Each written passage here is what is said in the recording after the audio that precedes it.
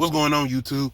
Back in the Low Key Cave, Keyshawn Niles YouTube page, aka Mr. Low Key, and we are back with another retro horror movie review. You know it's Halloween season, and as you can tell with my hoodie I got going on, it's done got cold. It's starting to get a little cool. More than likely, it's gonna warm up this afternoon because we kind of got that strange thing going on down here with our weather at this time.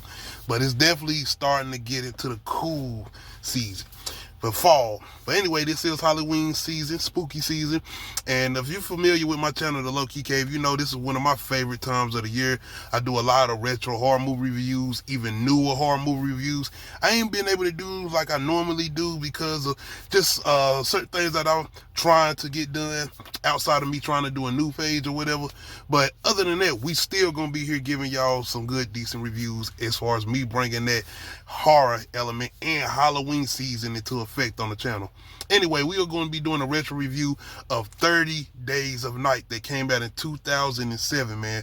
When you talking about good, scary vampire movies, this is definitely up there, and I would say damn near top 5 of all time when it comes to scary vampire movies. I'm not going to say best vampire movies of all time, top 5, but at least scary vampire movies, I would definitely put that up there when it comes to top tier, because I would say this came out 2007, so in that mid-2000, early 2000s or whatever era, we had some decent vampire movies coming out. Coming out of the 90s, you had Blade, that was 1998 though, but still coming into 2000s, we had movies like Daybreakers, Underworld, and if y'all not familiar with Daybreakers, you know, they tried to do a little new idea with vampires, and they had some good scary elements in there as far as having a world where everybody was already vampires, but getting into a situation where they was running out of blood, and you end up turning into an actual monster, transforming outside of being an actual vampire.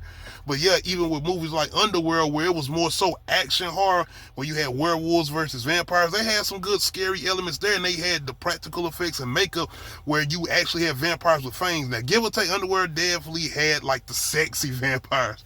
Now, when we not talking about shit like Twilight though, where you ain't even have niggas that had no fangs or nothing. It's even a movie called The Forsaken, where they did some bullshit where it's just that era, you know, sexy vampires. Even I think, what was it, Dracula 2000, where Gerard Butler was a vampire. Once again, the sexy era of vampires. I like my vampires scary, terrifying. And even if you're going to be a little sexy and have a little swag to you, transform and turn into the actual monster that you are. But with a movie like 30 Days a Night, they definitely came through when it came to the scary element. Ain't nobody coming out there with their shirts halfway off with a 6-pack and shit like that. No, these niggas got blood on their mouth. These niggas are like vicious hounds. They are monsters of the night. But going into a movie like 30 Days a Night, we got this town in Alaska that just so happened that they go into darkness for over a month. So put that together with you got these vampires coming into town. So yeah, it is pretty much like an all-you-can-eat buffet. They ain't got to worry about no sunlight. But what I really enjoyed about this movie was, once again, you got to have characters that you want to root for, that you want to enjoy, especially when it comes to a horror movie. And this movie definitely has a good amount of not only side characters and characters that you want to see survive, but we got a good leading character in Josh Hartnett as far as him being our main lead or whatever. And even with him and the girl that he has with Stella, I forgot the actress name playing her, but they kind of have a rocky relationship starting off because they have some past issues going on, and she's supposed to even be leaving this town, but the situation ends up happening with her and her car. So now they end up having to pretty much intertwine with each other. But then all these certain events or certain things start to happen, strange things, animals being killed out of nowhere, and this strange guy just come out of nowhere.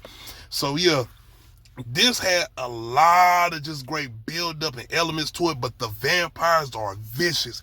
You talking about graphic attacks, like these niggas ain't just biting your neck, they ripping your head off damn near to get that blood out of you. And once again, it didn't hold back. Like, you got kid vampires. Like, another thing I do like with these type of movies too is like a kind of contained movie where you just got a group of people trying to survive. And that's another thing where I say about having good character development and good character build up and just people that you want to see survive. So yeah, outside of that, the build up as far as getting a little final fight sequence, I don't mind that at all, especially even coming to vampire movies. And if you got it where it's a build up, and it's something that's not really necessarily like no blade shit, like action packed, but it's like that sacrifice, that ultimate sacrifice. It reminds me of like the Lost Boys. He didn't necessarily make a sacrifice, but you had the little vampire fight at the end with the brother and who we thought was like the main vampire as far as the Lost Boys. But when it comes to 30 Days a Night, you have Josh Hartnett's character who pretty much ends up making that sacrifice to save everybody else, because I mean they, outside of them being outnumbered, they outpowered. And he's like, what are they supposed to do? So him pretty much turning himself into a vampire to go fight one of the main vampires, to pretty much, he's pretty much using himself as a distraction to get them out of there, because they have pretty much survived for damn near the month till the next sunrise or whatever. So once again, man, just the way they do everything as far as the atmosphere, man, being in this claustrophobic town where it's snow and darkness everywhere, and once again the practical effects and the makeup effects and the way they got these vampires looking like they're actual monsters.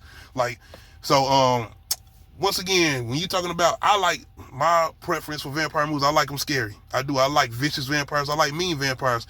I don't mind a little tab here and there if we got a sexy vampire wanting to swag it or whatever, but make sure he's vicious and just good build up. But overall, 30 Days a Night is definitely one of the ones you should check out. And I had forgot that it's actually based off a comic. And I wonder why we haven't had more of those. I know they did like a straight to video sequel or whatever, but I wouldn't have mind having some more of these movies based in this world as far as 30 Days a Night. But yeah, y'all let me know, is 30 Days a Night one of y'all favorite vampire movies? And do y'all feel like it's up there as far as like top 5 all-time vampire movies, especially when it comes to scary vampire movies? Let me know in the comment section, man. Make sure you hit that like button, make sure you hit that subscribe button, and make sure you hit that notification bell, let you know when I upload new videos. Other than that, we out.